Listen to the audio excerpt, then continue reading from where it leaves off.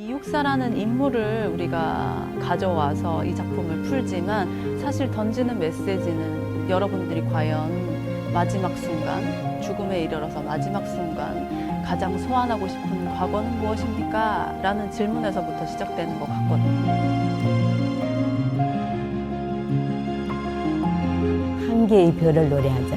옥 한 개의 별을. 이 오페라는 이육사 시인의 생애를 담은 오페라인데요. 사막 구성의 오페라입니다. 1막, 3막, 4막은 모두 다 형무소이고요. 2막만 따로 안동으로 되어 있습니다.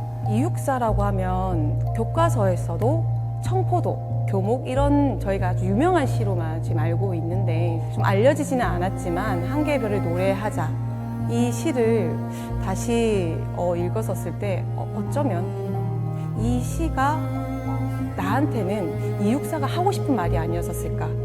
어두운 밤하늘에서 반짝이는 별처럼 그 고난의 시대에 당신들도 무언가 빛나는 것을 남기고자 하지 않는가, 이런 메시지를 전해주지 않을까. 그 시를 통해서 인물을 좀 표현해보자. 네, 이렇게 시작된 거였어요. 그러니까 이육사가 한 개의 별을 가지자, 한 개의 별을 노래하자고 한 것은 그 당시에 이제 뭐 실험과 슬픔 속에 빠져 있던 한국 사람에게 그 고통과 억압이라든지 착취라든지 우리를 힘들게 하는 이런 것들이 다 해소되는 그런 날이 도래한다, 그런 의식이 있다, 이렇게 볼 수 있습니다.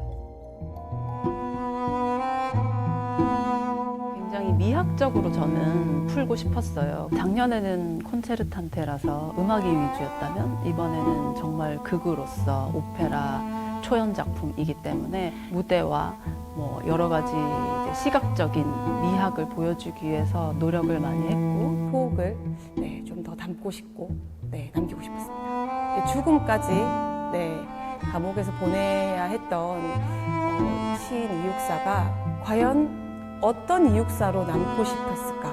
그래서 무대 디자인도 굉장히 리얼리티보다는 기록의 한 장면 안에서 과거와 현재를 아우르는 인물로 풀었다고 보시면 될 것 같습니다. 그 수위를 음이 너무 많아도 되지 않을 것 같고, 너무 어려워서 못 알아들으면 안 될 것 같고요.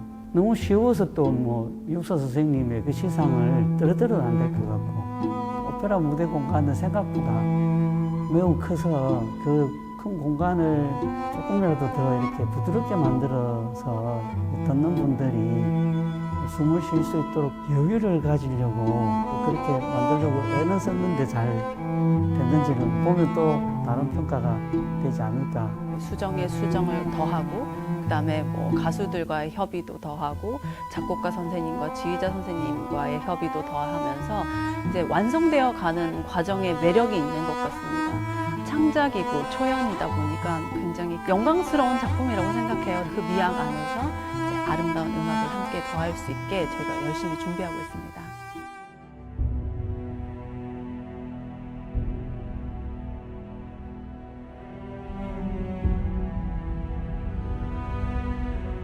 일막에 일본의 대지진 이후에 많은 조선인들이 그렇게 되셨는데 직전에 나오는 아주 새로운 음악이 한 부분 더 들어가 있습니다.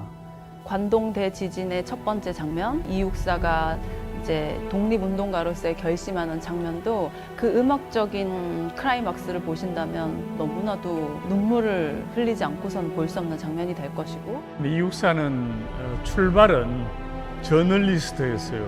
신문기자로 출발을 했고, 그 다음에 독립운동에 가담을 하되 나중에는 무장투쟁까지 나아갔습니다. 이육사가 이제 여러 차례 이제 투옥이 됐는데, 그 당시 이제 일제에 본다면은 지사 혹은 뭐 민족의식, 그 다음에 항일투쟁에 관심 있는 분들, 이런 분들은 아무 죄 없이 미리 검거해서 감옥에 가두고 했던 그런 것들을 우리가 볼 수가 있습니다. 각혈을 하시면서까지도 마지막까지 산문을 하시고 글을 쓰시고 그렇게 또 옥살이를 하시면서도 시를 남기셨다고 하거든요. 대륙, 땅이라고 하는 것을 나타내는 육자하고 역사사, 땅의 역사 혹은 대륙의 역사, 이렇게 말할 수 있죠, 그죠? 이육사가 마지막 그 광야라는 그 시에 유언을 남기면서 이제 격하게 정말 온몸을 다해서 온 힘을 다해서 노래 부르는 장면이 있어요. 다시 천고의 뒤에 백마 타고 오는 초인이 있어 이 광야에서 목 놓아 부르게 하리라. 사막의 이제 혼자만의 세계에서 삼중창이 끝나고 나면 번개처럼 떠오르는 광야, 오케스트라가 더 주축이 되고 노래가 따라가는 그런 구조로 되어 있습니다. 오늘은 시대의 고난으로 인해서 평범한 가정을 꾸릴 수 없었던 가슴 아픈 또 그런 남편이자 아들이자 그런 개인사를 둔 사내로 또 표현하고 싶었습니다. 이육사가 옥살이를 17번 했던 걸로 알고 있어요. 산막 2장에 옥바라지를 해서 피 묻은 옷을 안고 나오는 안희랑 여사의 아리아 있습니다. 해가 저물어 가는 석양, 옥바라지 하는 옷을 들고 이제 나온다. 그렇게 시작되는데 내님의 입은 옷이 붉은 꽃이 피었네 라는 곡입니다. 옷을 지어주면서 자기 남편 것만 지어주면은 간수들이 괴롭힐까봐 간수들 옷까지 한 불씩 더 해가지고 이렇게 더 주고 그랬다고. 어머니는 동대문 경찰서에서 아버지를 마중해가 나중에 오셨어요. 굉장히 충격이었어요. 저희 아버지가 그 영수를 썼는데 지금도 그 받는 질밥을 덤성덤성 했는데 지금도 기억나거든요. 근데 어머니가 오시자마자 저를 덜렁 높이 아버지가 좀 보고 가시라고 덜렁 높이 들었는데 아버지가 한 발자국 하고 오시더니 아버지 다녀오마 이렇게 이야기를 하셨대요.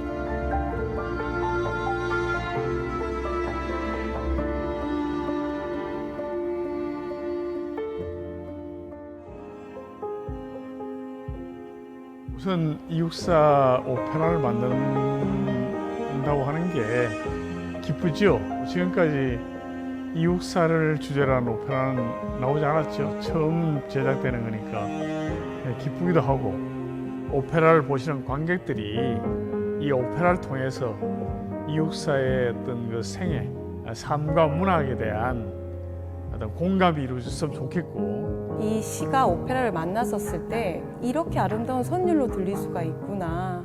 이육사의 시를 다시 한번 보고 싶다라는 생각이 든다면은 저는 그게 가장 최고의 관객들의 평이고 관객들의 마음에 남는 게 아닐까. 저는 그것만으로도 정말 감사할 것 같습니다. 오셔서 마음껏 듣고 마음껏 느끼시고 아주 행복한 뭔가 정신적인 마음적인 위로를 많이 얻어가시면 하는 그런 바람이 있습니다.